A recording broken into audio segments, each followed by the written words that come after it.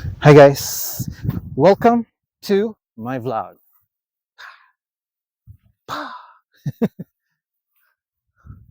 Uh, ayun, medyo kanina, medyo against the light kanina. I hope hindi na ngayon kasi medyo maulap na. Pero I have a feeling na maya-maya uulan eh. So siguro I'm just gonna do a quick run. Hopefully, kahit mga 20 minutes lang, umano naman, mag-work naman, maging favorable sana yung weather. Ayun, ah, kanina nga pala, first nagta-try ako mag-vlog dun sa beach. Tapos ngayon nasa farm ako ng kuya ko. When I was trying na mag-vlog kanina sa beach, medyo um, medyo mahangin. Actually, hindi lang medyo eh, malakas talaga. So natumba yung yung tripod, tapos na-damage pa nga yung phone kasi yung phone ko na isa, curved edge siya eh, Vivo V25. So wala siyang screen protector kasi yung mga screen protector na available hindi naman pwede sa curve eh. So yun, dahil sa lakas ng pagkakatumba niya, nagkaroon ng scratch. So, first ever na nagka-scratch yun. And guys naman na yung mga ganyan is medyo ano na rin, tested na rin sa mga sharp things, sa mga pero kasi mga buhangin yung tumama. And I'm glad naman hindi nag-crack. Pero yun, may ano pa rin, may isang malaking scratch na sobrang recognizable. And the thing kasi is, ano na yun eh, parang um, sobrang noticeable na 'yun sa ganyan kasi nga medyo maganda na yung screen and, kapag nagka-scratch siya, talagang makikita mo talaga and, sobrang significant na talaga kapag may gano'n. And 'yun, medyo bad trip. Pero anyway, gano'n talaga, what we're trying to do here is vlog every day on a day-to-day basis. So one vlog each day. That means I am going to have 365 vlogs all throughout 2024, and that's what we're trying to do. So if you're new, please do subscribe. And if you like the video, then like the video. And also, please do support me sa mga kasunod na vlog because we're just 1 week na nagvo-vlog and we have um, a lot of room to grow and a long way to go pa. So the journey is gonna be long, and I'm in it for the making. I'm in it for all the challenges na mangyayari all throughout this year. So i-vlog ko yung day-to-day basis. I-vlog ko yung mga nangyayari sa life ko, and also half of it i-vlog ko naman yung mga natututunan ko. Some of it will be discussion, some of it will actually be mga ano lang, pagde-drive lang once na makuha ko na yung um, phone holder ko para dun sa motor. Magde-drive din ako ng motor from time to time, and then basically that's one of the contents na gagawin ko in the future. Magda-dive din, so sa dagat. um, Marami pa eh. Usually when I'm traveling to Manila, yung work, yun, all those kind of stuff.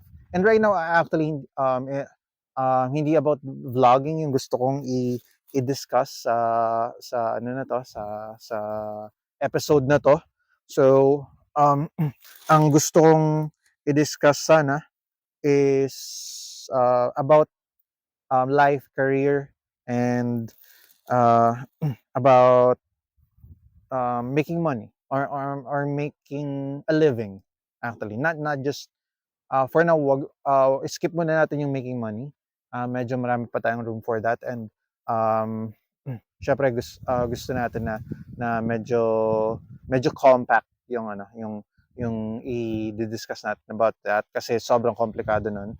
right now siguro, mag-umpisa muna tayo about, um, life, in general. So, I'm in Quezon Province. Um, I'm in Quezon. Quezon yung town, Quezon din yung province. So I've been here for, um, almost a decade na. Of course, I grew up here. Tapos, actually, I quit college. Pumunta ako ng Manila para magtrabaho. Tapos call center ako. And then, during that time, umabot ng halos mga, almost a decade din. Siguro 8 or 9 years na nagwo-work din ako sa Manila. May time na nag-networking ako, siguro for a year, tapos umuwi ng Quezon ulit sa Lucena, and then after a short, period of time, bumalik ulit sa Manila. Tas yun, nag-call center na. Yun, tas nagkaroon ako ng anak, nagkaroon ako ng almost a family, and then hindi nag-workout, bumalik ako sa Quezon. And yun, dito medyo nag-workout, nakapag-put up ako ng business, nagkaroon ako ng online, gigs. So yun, but anyway, in comparison, living in the city and living in the province, um, I would say na mas maraming magsasabi na maganda talaga yung, mag-settle ka sa province. Ako, I consider yung last 8, 9 years na nandito ako sa Quezon, parang retirement na. Kasi sobrang different ng atmosphere, sobrang different ng grind sa city. So everyday, siyempre may pasok, especially 'pag call center, alam ng mga, nasa call center na kapag yun yung trabaho mo, talagang ima-maximize mo rin yung kinikita mo talaga. So kung may mga OT, most of the time, nag-o-overtime talaga kasi sobrang worth it naman nung ano, nung mag-extend ka ng 1 hour, tapos, ang laki na rin talaga nung ano, nung kikitain mo. Um, or ang laki na nung maa-add, unlike other OTs sa ibang industry. So yun, so parang 'pag may overtime, talagang ano, um, talagang mabenta sa mga call center agents. Pero may mga times din na siyempre may burnout, exhausted, so hindi na rin, magpa-pass na rin. Pero, especially kapag motivated ka naman, kapag may mga pinapakain kang pamilya, may mga dumedepende sa'yo. So malaking bagay yung nakakapag-OT ka. So at the end of the day, may mga araw na hindi ka talaga matutulog, um, ng straight 2 araw. Talagang trabaho, kain lang. Siguro kung may tulog man, mga 2 oras, gano'n, o 3 oras. And then, ano na yun, good day na yung makatulog ka pa ng 2 oras, 3 oras. Minsan, gamitin mo na talaga sa OT kasi habang pumapasok mo, especially 'pag medyo avail naman, that means kakaunti yung calls na pumapasok. On some period, parang meron lang talaga kailangan mong mag-OT kasi merong certain period sa US na sobrang sobrang, taas ng influx ng calls.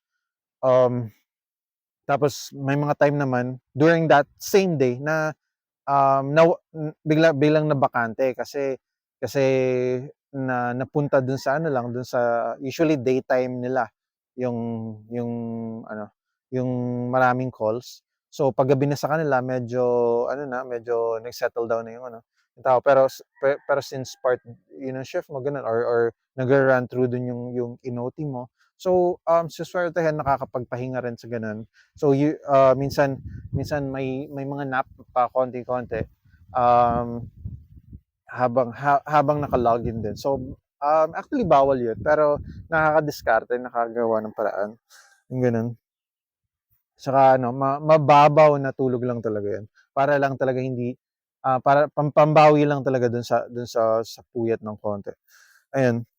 Tapos siyempre yung biyahe. Kasi most of the time, even if let's say nasa Makati nagtatrabaho, pero usually nakatira yung mga tao sa Bulacan, sa Caloocan, sa sa Antipolo, or sa case namin is sa sa Laguna, sa Pasita, tapos Makati pa yung trabaho. So yung travel time, kinakain talaga yung oras mo. So ang laki ng difference. Dito, yung mga trabaho siyempre, mas mas magaan, mas malapit yung bahay, mas malapit yung tirahan. Kahit pa sabihin natin 9 to 5 yan, kahit nagka-clock in ng 8:00, 9:00, tapos hanggang 5, um, or 7 hanggang 5.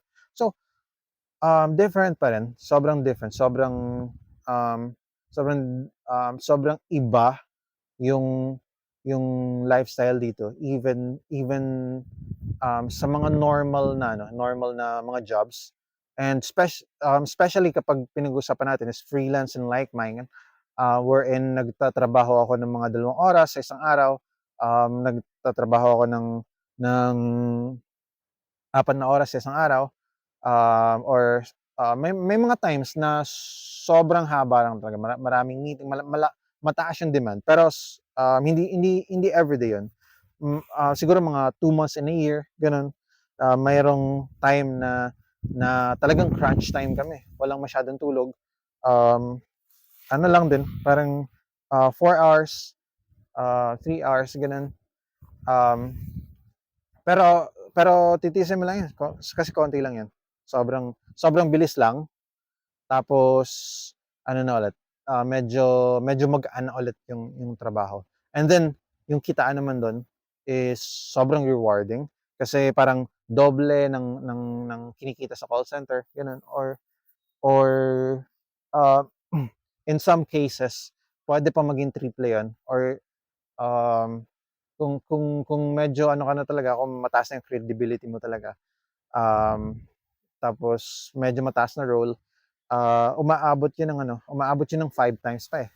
So sa akin ano pa lang, I would say double pa lang ng sweldo sa call center, ng mga regular agent. Double to triple siguro gano'n. Right now, pero naranasan ko na nagkaroon ako ng 2 months na engagement na consultancy, sa with the London gaming firm, gaming developer. So, gumagawa sila ng mga games. Actually, isang sikat na games na nilaro ko before, during college days, is something na dinevelop nila. So, parang fanboy talaga ako doon. Pero basically, gustong-gusto ko yung fanboy as in gustong-gusto ko gustong-gusto kong makipag-work sa kanila, kasi siyempre sila yung gumawa nung game na gustong-gusto kong laruin, and during that time yun yung pinakamagandang game, eh. Ayun, and yung kinita ko dun, for 2 months engagement is basically 150,000 per month. So that's 300,000 for um, for 2 months. So, yun. Ano lang naman yun. Kumbaga, hindi that's not something na makukuha mo ng dire-diretso, as in every day. I mean every month. Yung kasi sa akin, pag consultancy kasi medyo mataas. Um, pero siyempre, magko-consult lang sila sa'yo. Tapos ano na, pagkatapos ng engagement medyo, lay low, hiwa-hiwalay, gano'n. Um, Kanya-kanya na muna, 'yun. Tapos, meron ding mga nasa 100K, monthly basis for, um pero 'yun, hindi 'yun yung hindi naman 'yun yung point ko sa video na 'to. Um Pero gusto ko rin makita may mga possibilities na gano'n. Kailangan niyo lang galingan yung diskarte. Actually, mababa pa yun, eh, sa mga kilala ko, may nakakaano sila, quarter million, so 250,000, mayroon 500,000, mayroon, nag-stack up siya ng consultancy jobs. So or consultancy, ah, hindi na siya job talaga, eh, parang, parang iba na kasi 'pag consultant hindi kasi